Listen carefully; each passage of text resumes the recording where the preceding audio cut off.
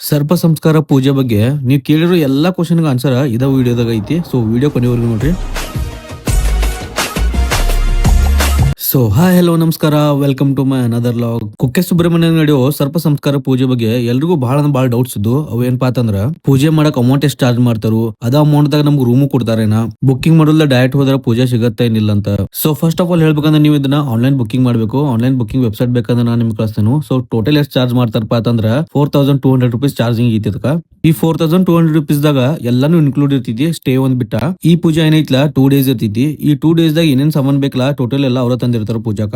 ಒಂದ್ ಪೂಜಾಗ 4 ಜನ ಕುತ್ಕೋಬಹುದು. ಆ 4 ಜನಕ್ಕ 2 ಡೇಸ್ ಏನ್ ಬೇಕಲ್ಲ ಫುಡ್ ಅವ್ರ ಕೊಡ್ತಾರೋ. ವಿದೌಟ್ ಬುಕಿಂಗ್ ನೀವು ಹೋಗ್ತೀನಂದ್ರ 2 to 3 ಡೇಸ್ ಎಕ್ಸ್ಟ್ರಾ ತಕೊಂಡ್ ಹೋಗ್ರಿ. ಅದ್ ಎದಕ್ಪಾ ಅಂತಂದ್ರ ಅಲ್ಲಿ ಆಫ್ಲೈನ್ ಟಿಕೆಟ್ ಇರೋದಿಲ್ಲ, ಜಸ್ಟ್ ಆನ್ಲೈನ್ ಅಷ್ಟೇ ಇರ್ತೈತಿ.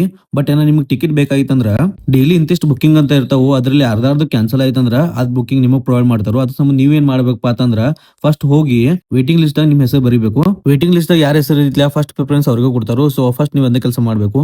ಇನ್ನು ಸ್ಟೇ ಬಗ್ಗೆ ಹೇಳ್ಬೇಕಂದ್ರೆ ಸ್ಟೇ ಏನೈತಿ ಆನ್ಲೈನ್ ತಗೋಬಹುದು, ಆಫ್ಲೈನ್ ತಗೋಬಹುದು. ಅವೈಲೇಬಲ್ ಐತೋ ಏನಿಲ್ಲೋ ಅದ್ರ ಮೇಲೆ ಡಿಪೆಂಡ್ ಆಗತ್ತೆ ಇದು. ಸೊ ಈ ವಿಡಿಯೋ ಯಾರಿಗೆಲ್ಲ ಎಷ್ಟ ಆಯ್ತು ಐಡಿ ಫಾಲೋ ಮಾಡಿ ನಂದು ವಿಡಿಯೋಗೊಂದು ಶೇರ್ ಮಾಡಿಬಿಡ್ರಿ ಸಾಕು.